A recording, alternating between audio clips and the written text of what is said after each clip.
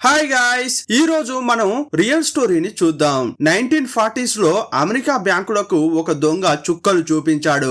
అతన్ని ఎలా కట్టడి చేయాలో తెలియక వారు తలలు పట్టుకున్నారు.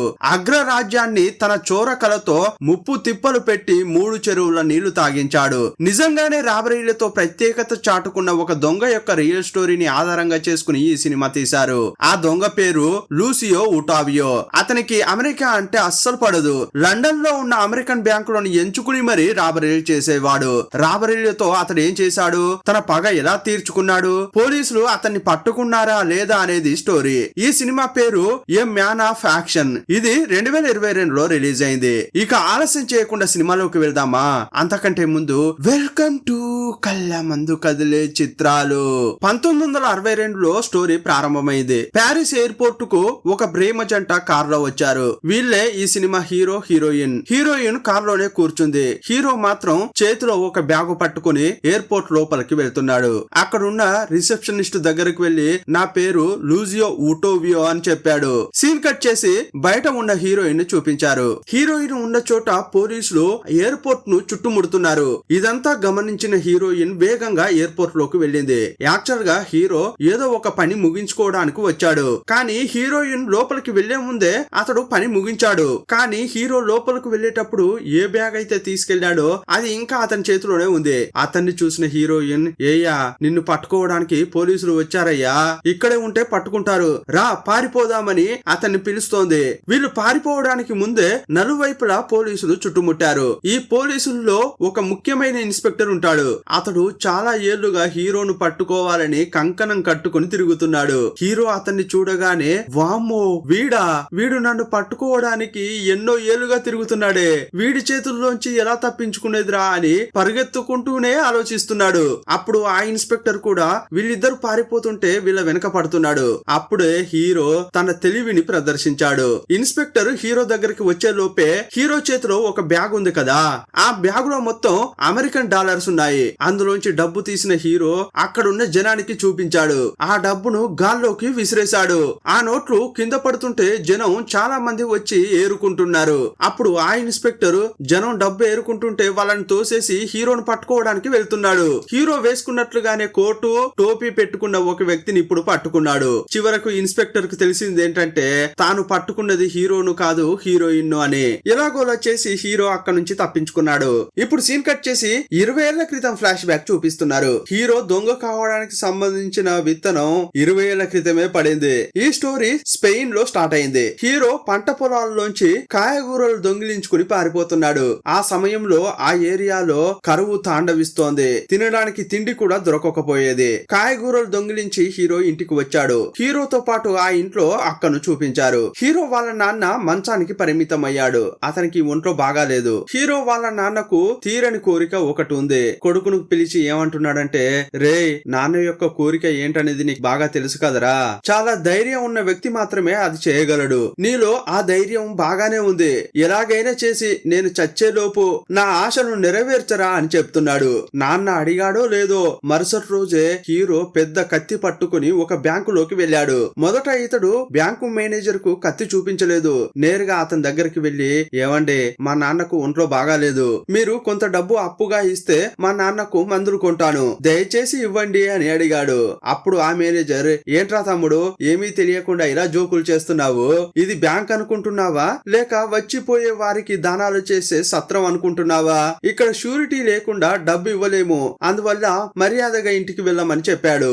అప్పుడు హీరో కత్తి తీసి మేనేజర్ కు చూపించాడు. కానీ ఇక్కడ ఒక విచిత్రం చూడండి, కత్తిని తీసి చూపించింది హీరో, కానీ భయపడవలసింది ఎవరు, మేనేజర్ కదా. కానీ కత్తిని చూపించిన హీరోనే భయపడుతున్నాడు. అతని కాళ్ళు వణుకుతున్నాయి.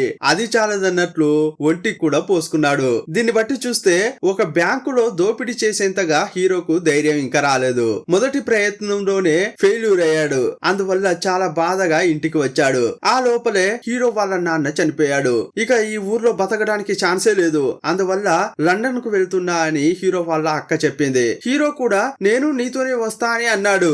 కానీ అక్క ఏమందంటే, రే నువ్వు మగాడిగా పుట్టావు. ఈ దేశంలో ప్రతి మగాడు 10 ఏళ్ల పాటు ఆర్మీలో పనిచేయాలని నీకు తెలుసు కదా. అందువల్ల నువ్వు మిలిటరీలో నీ సర్వీస్ ముగించుకున్న తర్వాత లండన్ కు రా. ఆ తర్వాత నువ్వు నేను అక్కడ కలిసి ఉందామని చెప్పి ఈమె లండన్ కు బయలుదేరింది. ఆ తర్వాత హీరో మిలిటరీలో పనిచేశాడు. 10 సంవత్సరాల తర్వాత లండన్ కు వెళ్లి అక్కను కలిశాడు. ఇప్పుడు హీరో వాళ్ళ అక్కకు పెళ్లి అయింది, బావ కూడా ఉన్నాడు. అతడు ఒక ప్రింటింగ్ ప్రెస్ లో పనిచేస్తున్నాడు. హీరో మిలిటరీ నుంచి బయటకు వచ్చిన తర్వాత అతనికంటూ పని ఏమీ లేదు. అందువల్ల బావ దగ్గరకు వెళ్లి నేను కూడా మీ ప్రింటింగ్ ప్రెస్ లోనే పనిచేస్తా, నాకు కూడా పని ఇప్పించండి అని అడిగాడు. ఇదిగో చూడరా, అది అంత ఈజీగా దొరకదు. ప్రింటింగ్ లో అనుభవం ఉన్న వాళ్ళకు మాత్రమే అక్కడ పని దొరుకుతుంది. ఎక్స్పీరియన్స్ లేని వాళ్ళను అందులో చేర్చుకోరు. అందువల్ల నువ్వేం చేస్తావంటే, నా ఫ్రెండ్ ఒకడు కూలీ పని చేస్తున్నాడు, కావాలంటే నీకు ఆ పని ఇప్పిస్తా అని చెప్పి అందులో చేర్పించాడు. హీరో పనిలో చేరిన మొదటి రోజే చిన్న కలవరం జరిగింది. హీరో 10 ఏళ్ల పాటు మిలిటరీలో చాలా వేగంగా పనిచేశాడు. అదే వేగంతో ఇక్కడ కూడా పనిచేస్తున్నాడు. కానీ ఇలా ఇతడు పనిచేయడం అక్కడే చాలా ఏళ్లుగా పనిచేస్తున్న వారికి నచ్చలేదు. ఈ అబ్బాయి వచ్చిన రోజే ఇంత వేగంగా పనిచేస్తే మమ్మల్ని ఎవరు గుర్తిస్తారు? అందువల్ల వారు హీరోను బెదిరిస్తున్నారు. కానీ హీరోకు చాలా కోపం వచ్చింది. రేయ్, మీరు పనిచేయరు, నన్ను పని చేయనివ్వరా?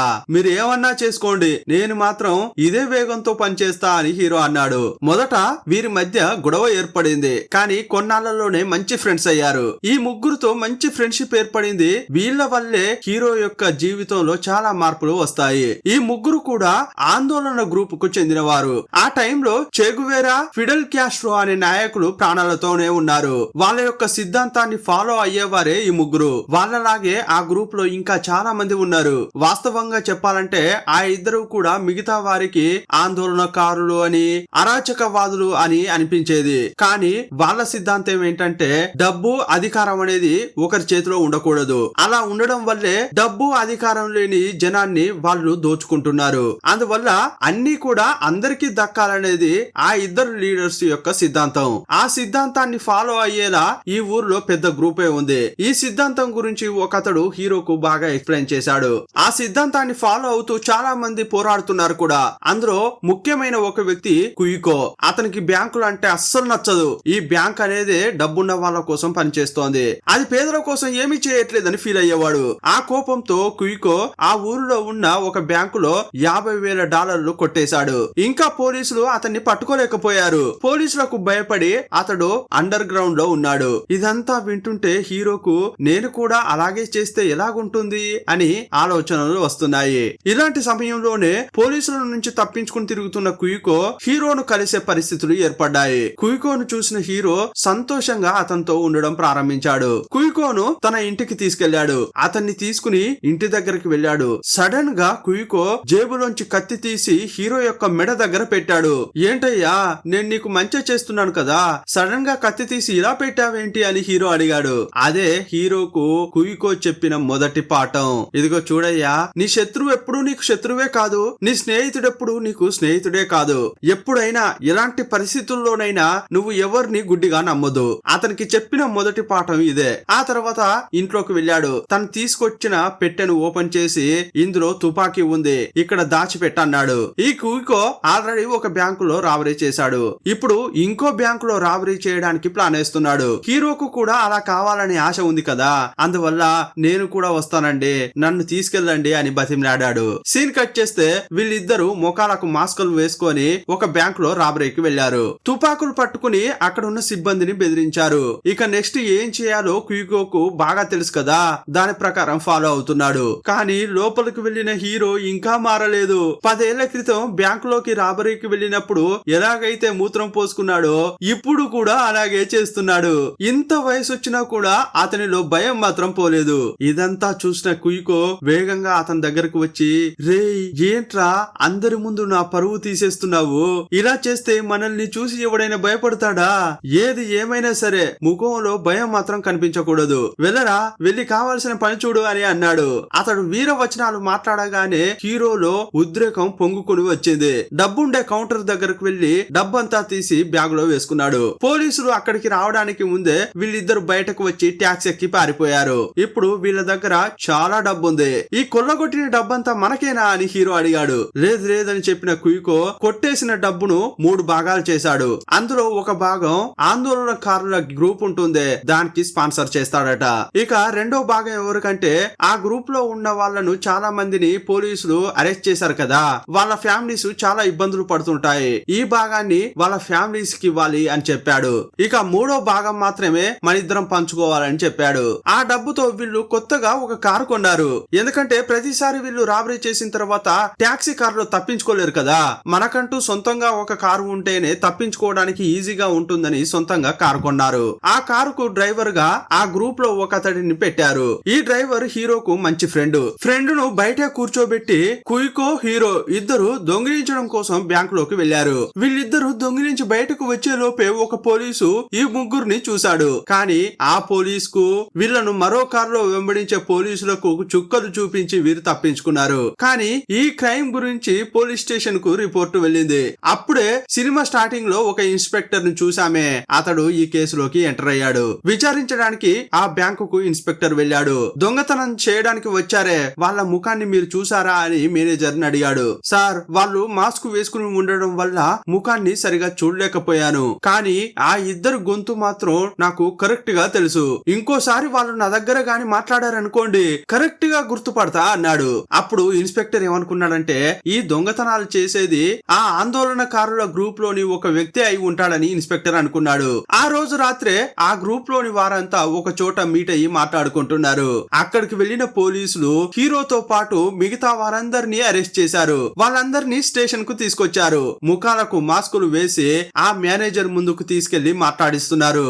అందరూ మాట్లాడుకుంటూ వెళ్తున్న క్రమంలో హీరో రాగానే సార్ వీడే సార్, ఆ రోజు బ్యాంక్ లో చోరు చేసింది వీడే సార్ అని బల్లగుద్ది మరి చెప్పాడు మేనేజర్. కాకపోతే హీరోనే ఆ దొంగతనం చేశాడనడానికి వీళ్ళ దగ్గర ఎలాంటి ఆధారం లేదు. ఇప్పుడు హీరోనే అది చేశాడని సందేహం అయితే కలిగింది కదా, ఒక్క ఆధారం దొరికినా కూడా ఇతన్ని ఇక జైలుకే పరిమితం చేయాలని ఇన్స్పెక్టర్ అనుకుంటున్నాడు. ఆ ఇన్స్పెక్టర్ హీరోను అతని ఇంటికే తీసుకెళ్లి ఇల్లు మొత్తం చెక్ చేశాడు. కానీ ఇదంతా జరగడానికి ముందే హీరో ఇంట్లో దాచిపెట్టిన గన్ను డబ్బును వేరే చోటుకు షిఫ్ట్ చేశారు. ఆ ఇంట్లో ఆ ఇన్స్పెక్టర్ కు అనుమానం కలిగించేలా చిన్న పేపర్ ముక్క కూడా దొరకలేదు. హీరోకు వ్యతిరేకంగా ఎలాంటి ఆధారం లేదు కదా, అందువల్ల హీరోను రిలీజ్ చేయాల్సిన పరిస్థితి ఏర్పడింది. అప్పుడు ఇన్స్పెక్టర్ ఏమంటున్నాడంటే, రేయ్ తప్పించుకున్నానని చాలా సంతోషపడకు, ఏదో ఒక రోజు దొరుకుతావు, అప్పుడు ఉందిరా నీకు నా చేతిలో అని చెప్పి మరీ వదిలేశాడు. ఇప్పుడు హీరో దగ్గరకు వచ్చిన అతనితో పనిచేసే వాళ్ళు మస్తుగా తిడుతున్నారు. రేయ్ నువ్వు పోయి కుయికోతో కలిసి బ్యాంక్ లో రాబరీలు చేస్తున్నావా, అతనికంటూ నా అనేవారు ఎవరూ లేరు. వాస్తవంగా చెప్పాలంటే అతడు శరణార్థి, నీకు కూడా అలాగే కావాలని ఉందా? సరే నీకు కూడా అలాగే కావాలంటే అలాగే అయిపో, కాకపోతే మాకెందుకు సమస్యలు కలిగిస్తున్నావురా అంటున్నారు. ఏంటండి మీరు అలా మాట్లాడుతున్నారు, నాపై ఎలాంటి తప్పు లేదని నన్ను రిలీజ్ చేశారు కదా, అలాంటప్పుడు ఎందుకిలా అంటున్నారు అని హీరో అన్నాడు. నిన్ను బాగానే వదిలేశారు, కొంచెం కిందికి చూడవయ్యా అని అంటే అక్కడ ఒక కారు ఉంది. ఆ కారు దగ్గర ఇన్స్పెక్టర్ ఉన్నాడు.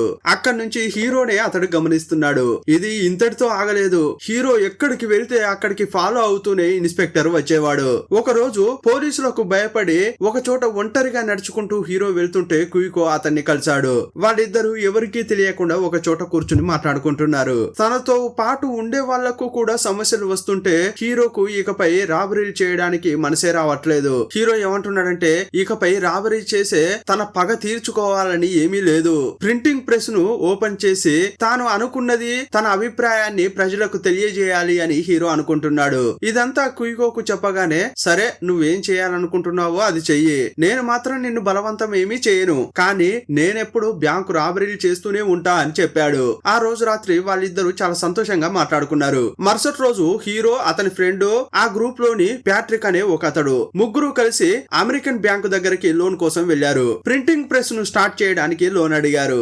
ఏంటయ్యా మీ పార్ట్నర్ మీరు వచ్చేసారు, షూరిటీ ఇవ్వడానికి మీ దగ్గర ఏమైనా ఉందా అని మేనేజర్ అడిగాడు. మిమ్మల్ని నమ్మి డబ్బిస్తే మీరు బ్యాంకుకు నామం పెట్టాలని అనుకుంటున్నారా? డబ్బు లేదు గిబ్బు లేదు, మిమ్మల్ని పట్టుకుని తన్నేంత వరకు ఇక్కడే ఉండకుండా పారిపోండ్రా అన్నాడు. చాలా అవమానంగా అనిపించింది హీరోకు. బాధగా బయటకు వచ్చాడు. అప్పుడు బ్యాంకు గుమ్మం దగ్గరే ఇన్స్పెక్టర్ వేచి చూస్తున్నాడు. అతని చూడగానే హీరోకు చాలా కోపం వచ్చింది. ఏమయ్యా ఎప్పుడు చూడు నా వెంటే పడుతున్నావేంటి, నేను రావడానికి ముందే నువ్వు ఉంటున్నావు, నీకు వేరే పని లేదా, నీ పని నువ్వు చూసుకోవయ్యా అంటున్నాడు. అప్పుడు ఆ ఇన్స్పెక్టర్ నా డ్యూటీని నేను చేస్తున్నానయ్యా, నువ్వు బ్యాంకులో రాబరీలు చేయట్లేదని ఊరంతా మోసం చేయొచ్చు, కానీ నన్ను కాదు, నాకు కరెక్ట్ ఇన్ఫర్మేషన్ వచ్చింది. నువ్వు కుయికో ఇద్దరు కలిసే రాబరీలు చేశారట కదా, నీ పార్ట్నర్ కుయికో పరిస్థితి ఈ రోజు ఏమైందో నీకు తెలుసా? నీ ముఖం చూస్తే ఇంకా ఆ విషయం నీకు తెలియనట్లే ఉందే, సరే వెళ్ళి మొదట పేపర్ చూసుకోపో అన్నాడు. ఇంకోసారి రాబరీ చేయాలని అనుకున్నావో ఈ రోజు వాడికి కలిగిన పరిస్థితే రేపు నీకు కూడా కలుగుతుంది అని బెదిరించాడు. ఏంట్రా ఈ మనిషి ఇలా చెప్తున్నాడు అని హీరో వెళ్లి న్యూస్ పేపర్ చూశాడు. వార్త చూసి అతడు షాక్ అయ్యాడు. ఎందుకంటే రాబరీ చేసి ఎవరికి కనిపించకుండా తిరుగుతున్న క్యూకోను పట్టుకుని వాళ్ళు ఎన్కౌంటర్ చేశారు. ఈ న్యూస్ చూసిన తర్వాత హీరోకు కన్నీళ్లు ఆగలేదు. ఒకవైపు ఇతన్ని సపోర్ట్ చేసే వ్యక్తి చనిపోయాడు, ఇంకోవైపు లోన్ కోసం బ్యాంకుకు వెళ్తే వాళ్ళు డబ్బులు ఇవ్వట్లేదు. తాను వెళ్ళింది అమెరికన్ బ్యాంకు, అది చాలా దుర్మార్గంగా ఇతనితో ప్రవర్తించింది. ఈ ఆందోళనకారుల గ్రూపు వేరే అమెరికాకు వ్యతిరేకంగా పోరాటం చేస్తోంది. ఈ అమెరికా అనేది ఈ దేశాన్ని హస్తగతం చేసుకోవడానికి పోరాడుతోంది. ఇక ఊరికే ఉంటే బాగుండదని చెప్పి కుయికో పోయే దారే కరెక్ట్ అని హీరో అనుకున్నాడు. ఇంతకు ముందు హీరో ఇంట్లో ఉండే వెపన్స్ వేరే చోటుకు షిఫ్ట్ చేసినట్లు చూపించారు కదా, వాటిని తీసుకెళ్లి శ్మశానంలోని సమాధుల్లో దాచిపెట్టారు. ఇప్పుడు అక్కడికి వెళ్లిన హీరో తనకు అవసరమైన వెపన్స్ తీసుకున్నాడు. ఈసారి హీరో దోస్తు ఇద్దరు కలిసి ఇంతకు ముందు ఏ బ్యాంక్ అయితే లోన్ ఇవ్వనని చెప్పిందో ఆ బ్యాంకుకే వెళ్లారు. మీరు కూడా మనుషులారా అని ఏ మేనేజర్ అయితే ఇంతకు ముందు వీళ్లను అసహ్యంగా మాట్లాడాడో గన్ చూపించగానే ఆ మేనేజరే ఇప్పుడు డబ్బు తీసిస్తున్నాడు. నన్ను మాత్రం ఏం చేయకండి, మీకు డబ్బే కదా కావాలి, మీకు ఎంత కావాలంటే అంత తీసుకెళ్ళండి అని మేనేజర్ అంటున్నాడు. ఇదే కావాలరా నాకు, మిమ్మల్ని అడిగే విధంగా అడిగితేనే ఇస్తారు అని హీరో అనుకున్నాడు. ఇక హీరో ఈ దొంగిలించిన డబ్బుతో ఒక ప్రింటింగ్ ప్రెస్ ను కొన్నాడు. అదే ప్రెస్ లో చాలా ఏళ్లుగా ఒక ఆంటీ పనిచేస్తోంది. ఆమె సిద్ధాంతం హీరో యొక్క సిద్ధాంతం రెండు ఒకలాగే ఉన్నాయి. అందువల్ల హీరో ఆమెను తన గ్రూప్ లో చేర్చుకున్నాడు. అప్పుడు ప్రింటింగ్ ప్రెస్ కు ఒక అమ్మాయి వచ్చింది. ఈమెనే సినిమా స్టార్టింగ్ లో చూసామే హీరోయిన్, ఆమెనే అక్కడికి వచ్చింది. కాలేజీలో ఏదో స్ట్రైక్ అని చెప్పి కొన్ని పాంప్లెట్స్ కొట్టించడానికి ప్రింటింగ్ ప్రెస్ లో ఇచ్చింది. అందులో ఒక నోటీస్ తీసి హీరోకి ఇచ్చి ఫ్రీగా ఉంటే మీరు కూడా వచ్చి ఈ స్ట్రైక్ లో పాల్గొనండి అంది. చూడగానే ఆమెను ప్రేమించాడు హీరో. ఈమె నాకు సెట్ అవుతుందా లేదా అని తెలుసుకోవడానికి ఆమె జరిపే స్ట్రైక్ దగ్గరికి వెళ్ళాడు.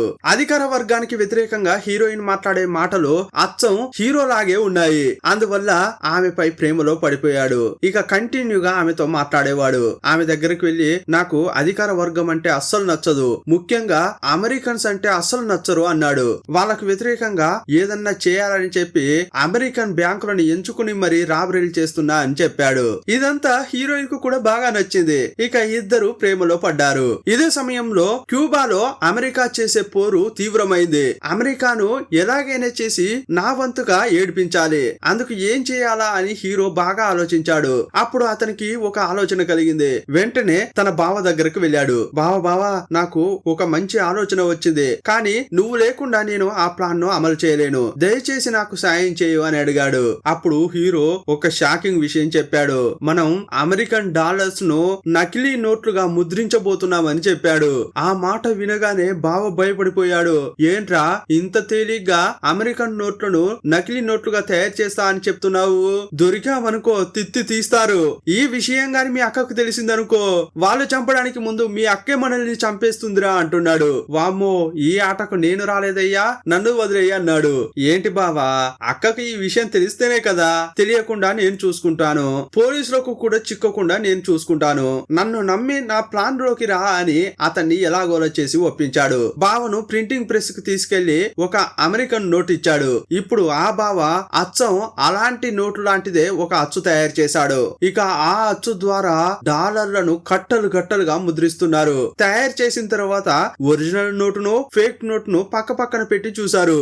ఏది ఒరిజినల్ ఏది ఫేక్ అనేది కూడా కనిపెట్టలేకపోతున్నారు. అంత పర్ఫెక్ట్ గా తయారు చేశారు. కానీ వీళ్ళు మాత్రమే పర్ఫెక్ట్ అనుకుంటే సరిపోదు కదా, వీళ్ళు ఎక్కడైతే మార్చబోతున్నారో వాళ్ళు కూడా ఇది పర్ఫెక్ట్ అని అనుకోవాలి. అందువల్ల మరుసటి రోజు హీరో హీరోయిన్ ఏం చేశారంటే వేరే దేశం నుంచేని ఇక్కడికి వచ్చిన కపుల్ లాగా ఒక బ్యాంకుకు వెళ్లారు. వీళ్ళు తయారు చేసిన ఫేక్ నోట్లను తీసుకెళ్లి మాకు ఈ ఊరుకు చెందిన డబ్బులు ఇవ్వండి అని అడిగారు. అలా అడిగేటప్పుడు వారి మనసుల్లో కొంచెం భయం ఉంది. దొరుకుతామా, పోలీసులు వస్తారా, పట్టుకుంటారా అని భయపడుతూనే ఉన్నారు. కానీ ఆ బ్యాంకులోని క్యాషియర్ లేడీ ఆ డబ్బును తీసుకుని చాలా సేపు అటు ఇటు తిప్పి చూసింది.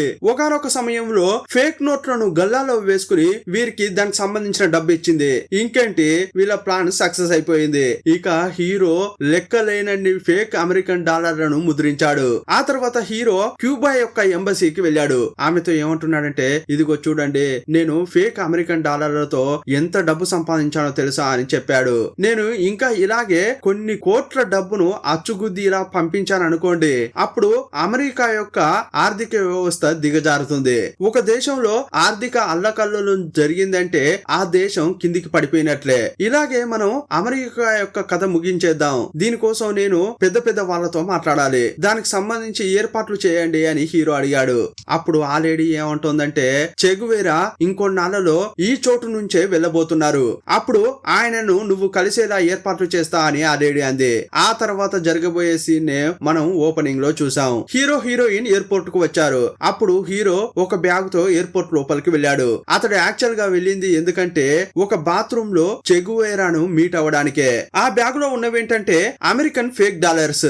వాటిని తీసుకెళ్లి చెగువేరాను కలిశాడు, తన ప్లాన్ ను చెప్పాడు. అప్పుడు ఆయన, ఏంటి తమ్ముడు నువ్వు ఇంత అమాయకంగా మాట్లాడుతున్నావు, అమెరికా అనేది ఆర్థికంగా బలమైన దేశం, ఈ చిన్న దెబ్బ దానికి ఏమీ కాదు. నీకు అర్థమయ్యేలా చెప్పాలంటే అమెరికా అనేది ఏనుగు లాంటిది, నువ్వు నీ ఆలోచన దానికి దోమతో సమానం. ఒక దోమతో ఏనుగును చంపగలమా? కుదరదు కదా, అందువల్ల అర్థం చేసుకో అని చెప్పి షేగువేరా అక్కడి నుంచి వెళ్ళిపోయాడు. ఇప్పుడు మనం చూసేది ఒక జీవిత చరిత్ర కాబట్టి నిజంగానే అతన్ని షేగువేరా కలిసినట్లన్నమాట. ఏంట్రా ఇలా అయిందే అనే విరక్తితో హీరో బయటకు వస్తున్నాడు. అప్పుడే ఇన్స్పెక్టర్ అతన్ని చుట్టుముట్టాడు. ఇక అక్కడి నుంచి తప్పించుకోవడానికి హీరో ఎన్నో ఇద్దరు పడ్డాడు. డబ్బును వెదజల్లి అతడు తప్పించుకున్నట్లు మనం సినిమా స్టార్టింగ్ లో చూసాం కదా, కానీ నిజంగా ఏం జరిగిందంటే జనం అక్కడికి చాలా మంది రావడంతో హీరో హీరోయిన్ వాళ్ళు వేసుకున్న కోటులు మార్చుకున్నారు. అప్పుడు ఆ ఇన్స్పెక్టర్ వచ్చి హీరో అనుకుని హీరోయిన్ పట్టుకున్నాడు. ఇంకోవైపు హీరో అక్కడి నుంచి తప్పించుకుందామని అనుకుంటే ఒకరు వెన్నుపోటు పొడిచారు. అదెవరంటే బ్యాంక్ లో లోన్ అడగడానికి హీరో యొక్క ఫ్రెండ్ వాళ్ళతో పాటు ఇంకొక అతడు వెళ్ళాడే, ఆ మూడో వ్యక్తి హీరో హీరోయిన్ ఇక్కడికి రాబోతున్నారని ముందుగానే పోలీసులకు చెప్పాడు. ఇప్పుడు బయటకు వచ్చిన హీరో ఎవరనేది చూపించింది కూడా అతడే. అతని ద్వారా హీరోను పోలీసులు పట్టుకున్నారు. ఇప్పుడు హీరోను జైల్లో వేశారు. ఆ జైల్లో మరుగుజ్జు అయిన చార్లీ అనే వ్యక్తి హీరోకు పరిచయం అయ్యాడు. ఇతడు కూడా అధికార వర్గానికి వ్యతిరేకంగా చాలా దొంగతనాలు చేశాడు. హీరోకు ఇతడు పరిచయం అయిన క్రమంలోనే ఆ జైల్లో ఉన్న ఒక ఖైదీ చార్లీని చంపడానికి ప్రయత్నించాడు. కానీ హీరో అక్కడే ఉండడం వల్ల చార్లీని కాపాడాడు. అందువల్ల వారిద్దరి మధ్య మంచి ఫ్రెండ్షిప్ ఏర్పడింది. ఒక రోజు లాయర్ తో పాటు హీరోయిన్ జైలుకు వచ్చింది. హీరోను బయటకు తీసుకురావడానికి ప్రయత్నిస్తున్నట్లు చెప్పింది. అంతేకాదు ఒక సంతోషకరమైన విషయం కూడా చెప్పింది, తను ఇప్పుడు ప్రెగ్నెంట్ గా ఉంది. అప్పుడు లాయర్ ఏమంటున్నాడంటే, మీరు ఏం భయపడకండి, ఇంతకు ముందు మీపై ఎలాంటి కేసులు లేవు కదా, అంతేకాదు పోలీసులు ఇప్పుడు మిమ్మల్ని ఏ నేరం కిందనైతే అరెస్ట్ చేశారో అది మీరు చేశారనడానికి వాళ్ళ దగ్గర ఎలాంటి ఆధారము లేదు, అందువల్ల త్వరగానే మిమ్మల్ని బయటకు తీసుకొస్తా అని వకీల్ చెప్పాడు. కానీ అప్పుడు వారాలు నెలలయ్యాయి, నెలలు సంవత్సరాలయ్యాయి. చాలా క్లీన్ గా ఉండే హీరో వేరే ఇప్పుడు మాసిన గడ్డంతో తిరుగుతున్నాడు. అయినా కూడా బయటకు వెళ్ళలేదు. ఇంకోవైపు హీరోయిన్ కు ఒక అమ్మాయి కూడా పుట్టింది. ఆ తర్వాతే హీరోకు బెయిల్ వచ్చింది. బెయిల్ రాగానే హీరో వేగంగా వెళ్లి తన భార్య బిడ్డను చూసుకున్నాడు. ఇలా కొన్ని సంవత్సరాలు గడిచిపోయాయి. హీరో ఇప్పుడు రాబరీలు చేయడం మానేసి నిర్మాణ పనులకు వెళ్తున్నాడు. ఒక రోజు హీరో పని ముగించుకున్న తర్వాత తన కూలీ అడిగాడు. అప్పుడు ఆ ఓనర్ హీరోకు కూలీగా డబ్బులు ఇవ్వకుండా ట్రావెలర్ చెక్ అని ఇచ్చాడు. ఏంటయ్యా దీన్ని నేనేం చేసుకుంటాను, నాకు డబ్బు ఇవ్వు అని హీరో అడిగాడు. హలో బ్రదర్, ఇకపై ఫ్యూచరే ఇదే, ఇంకొన్నాళ్లలో ట్రావెలర్ చెక్కే అన్ని చోట్ల ఉంటుంది. కొన్ని రోజుల తర్వాత డబ్బు అనేది ఎవరి చేతిలోనూ ఉండదు. అలాంటి దాన్ని నువ్వు వద్దని చెప్తున్నావే అని ఆ ఓనర్ అంటున్నాడు. దీన్ని తీసుకుని వెళ్ళవయ్యా అని ఆ ఓనర్ చెప్పాడు. ఇక హీరో స్కూల్ కు వెళ్లి తన కూతురును భార్యను పికప్ చేసుకున్నాడు. వీరంతా కలిసి ఒక మాల్ కు వెళ్లారు. అక్కడ కొన్ని వస్తువులు కొన్నారు. బిల్ కౌంటర్ దగ్గరకు వెళ్లి హీరో డబ్బు ఇవ్వడానికి ప్రయత్నిస్తున్నాడు. కానీ అతని దగ్గర క్యాష్ లేదు. ఏం చేద్దాంరా అని హీరో పర్సును తెరిచి వెతుకుతున్నాడు. అప్పుడు బిల్ కౌంటర్ లో ఉన్న లేడీ ఏమంటుందంటే, ఏమయ్యా అంతగా ఆలోచిస్తున్నావు, డబ్బు లేకుంటే ఏంటి, ట్రావెలర్ చెక్ ఉంది కదా అది ఇవ్వవయ్యా అందే. అది తీసుకుని మిగిలిన చిల్లర అతనికి ఇచ్చేసింది. ఈ సంఘటన ఊరికే ఉన్న హీరోను మళ్ళీ రెచ్చగొట్టేలా చేసింది. ఇంతకు ముందు హీరో ఎందుకు అరెస్ట్ అయ్యాడు? ఫేక్ గా అమెరికన్ డాలర్లను తయారు చేయడం వల్లే అరెస్ట్ అయ్యాడు. మళ్ళీ అదే తప్పు చేస్తే తప్పు కదా, మరి వేరే తప్పు చేస్తే అని హీరో అనుకున్నాడు. మళ్ళీ తన టీం ను సమకూర్చాడు. బావను, ఆంటీని, దోస్తును అందరినీ తీసుకొచ్చాడు. ఇదిగో చూడండి, ఇదే ట్రావెల్ చెక్, దీన్నే ఫ్యూచర్ అని అంటున్నారు. దీని ద్వారా బ్యాంకులో కూడా డబ్బులు తీసుకోవచ్చు. అంతేకాదు షాపుల్లో ఏదైనా కొన్నా కూడా డబ్బుగా ఇవ్వచ్చు. ఇది బాగుంది కదా, దీన్ని మనకు అనుకూలంగా మార్చుకోబోతున్నాం. ఇంతకు ముందు ఫేక్ డాలర్స్ ఎలాగైతే అచ్చుగుద్దామో ఇప్పుడు వీటిని కూడా అచ్చుగుద్దాలన్నాడు. మొదట వాళ్ళు ఒప్పుకోలేదు, కానీ కన్విన్స్ చేయడంలో హీరో గొప్పోడు కదా, వాళ్ళ బ్రెయిన్ వాష్ చేసి ఈ ప్లాన్ కు ఒప్పించాడు. ఆ బావ బాగా కష్టపడి ఫేక్ ట్రావెల్ చెక్ ను తయారు చేశాడు. మరుసటి రోజే దాన్ని పట్టుకుని హీరో మారు వేషంలో బ్యాంకుకు వెళ్ళాడు. దాన్ని మార్చడానికి ట్రై చేస్తున్నాడు. ఆ ఎంప్లాయ్ తేరిపారా చూశాడు. ఆ తర్వాత దానికి సంబంధించిన డబ్బును ఇచ్చేశాడు. అప్పుడు వీళ్ళ ప్లాన్ సక్సెస్ అయింది. ఇక హీరో నెక్స్ట్ స్టెప్లు ఎన్నో వేశాడు. హీరో యొక్క ఉద్దేశం ఏంటి? అమెరికాను ఏడిపించాలి. మరి ఇలా ఒక్కో చెక్కుని ఇస్తే తాను అనుకున్నది ఎలా జరుగుతుంది? అందువల్ల కుప్పలు తెప్పలుగా వాటిని ప్రింటింగ్ కి ఇచ్చాడు.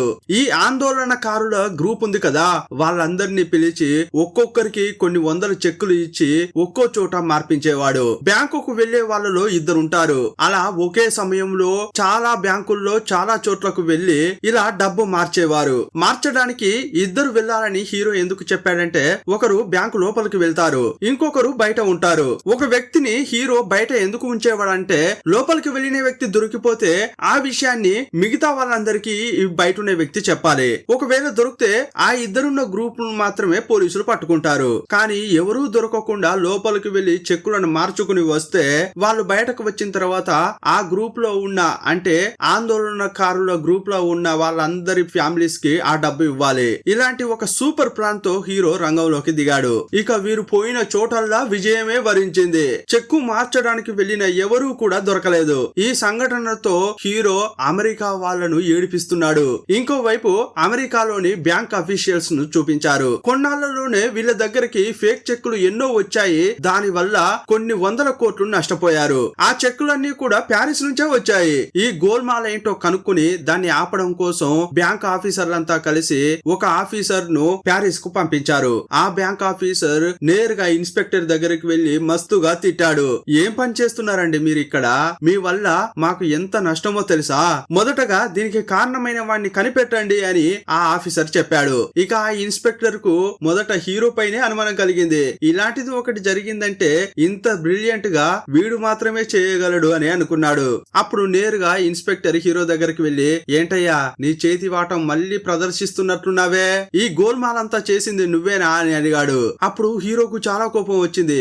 ఏంటయ్యా నా పనేందో నేను చేసుకుంటుంటుంటే ఎప్పుడు చూడు నా మీదే పడతావు, నువ్వేం అడుగుతున్నావో నాకు అర్థమే కావట్లేదు, అనవసరంగా నిందలు వేయకు అన్నాడు. కానీ ఈ ఇన్స్పెక్టర్ మాత్రం వదలలేదు. హీరోను ఫాలో అవుతే చాలు నిజమేంటో తెలుస్తుంది అనుకుని అతన్ని కంటిన్యూగా ఫాలో అయ్యేవాడు. ఆ ఇన్స్పెక్టర్ వచ్చి హీరోతో అలా మాట్లాడుతుంటే పక్కనే ఉన్న హీరోయిన్ కూడా విన్నది. ఇన్నాళ్ళుగా ఆమె హీరోతో కాపురం చేస్తోంది. ఆమెకు తెలియదా హీరో ఇదంతా చేశాడా లేదా అనేది?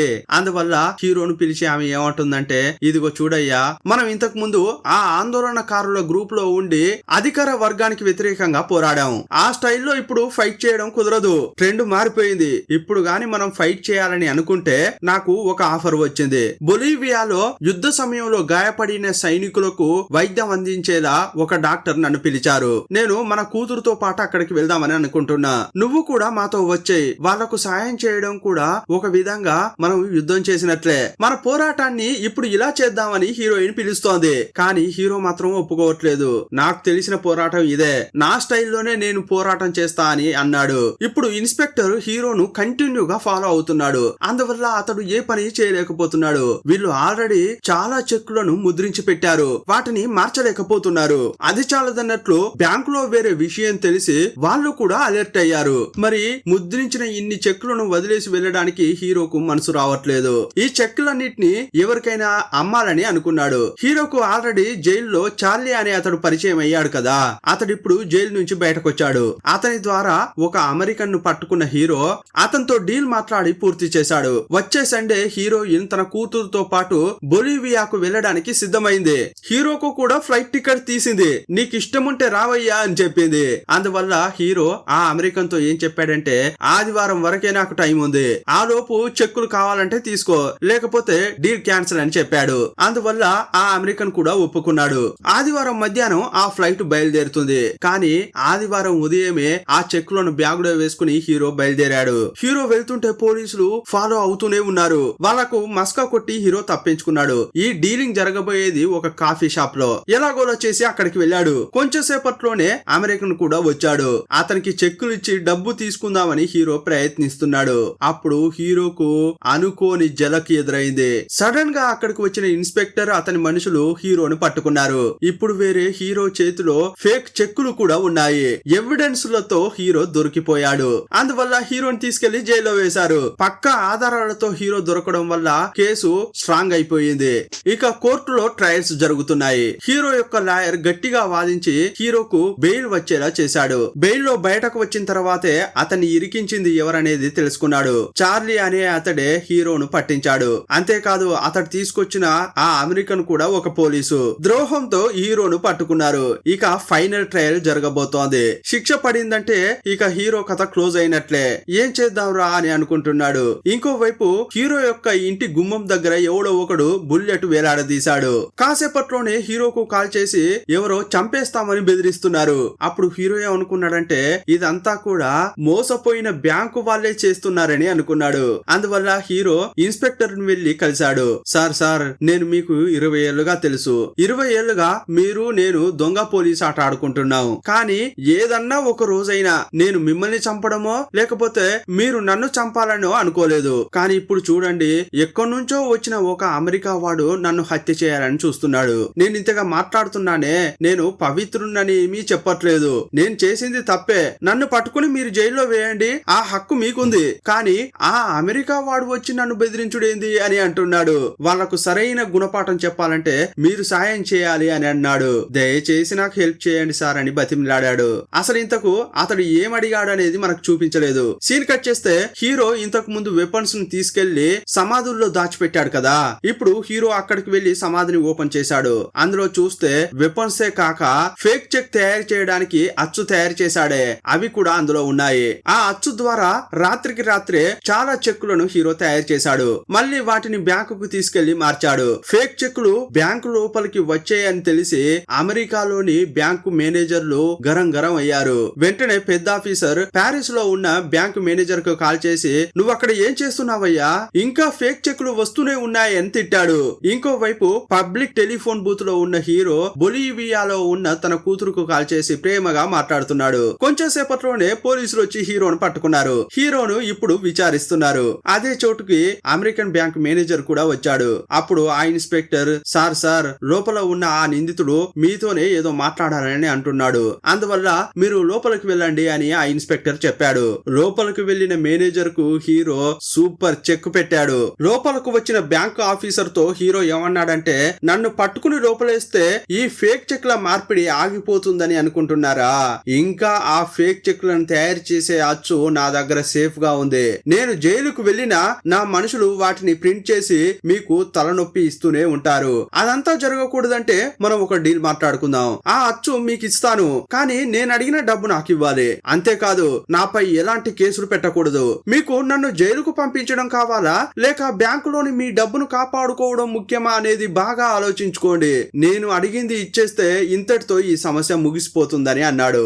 ఆ మేనేజర్ అప్పుడు ఆలోచనలో పడ్డాడు. అమెరికా నుంచి కంటిన్యూగా కాల్ చేసి వీలైనంత త్వరగా సమస్యను సాల్వ్ చేయమని ఫోర్స్ చేస్తున్నారు. ఇతనికి వేరే దారి లేక హీరో కండిషన్ కు ఒప్పుకున్నాడు. హీరోపై పెట్టిన కేసులను విత్డ్రా చేశాడు. ఒక హోటల్లో హీరోను కలిసి అతడు అడిగిన డబ్బును ఇచ్చాడు. సూట్ కేస్ తో హీరో బయటకు వస్తుంటే బావా, ఫ్రెండ్, ఆంటీ అతనికి సాదరంగా స్వాగతం పలికారు. వారితో హీరో ఏమంటున్నాడంటే ఒకప్పుడు ఒక ఆయన నాకు ఒక విషయం చెప్పాడు. ఒక దోమ వల్ల ఏనుగును పడేయలేమని అన్నాడు. కానీ ఇప్పుడు ఒక దోమ దగ్గర ఏనుగు మోకరిల్లిందని చెప్పి నవ్వుతున్నాడు. హీరో చేసిన పని గురించి అందరికీ తెలిసి పెద్ద ఎత్తున అప్పట్లో చర్చకు దారితీసింది. ఆ డబ్బును తన వాళ్ళతో కలిసి హీరో పంచుకున్నాడు. చివరకు తన భార్య కూతురు ఉన్న బొలీవియాకు వెళ్ళాడు.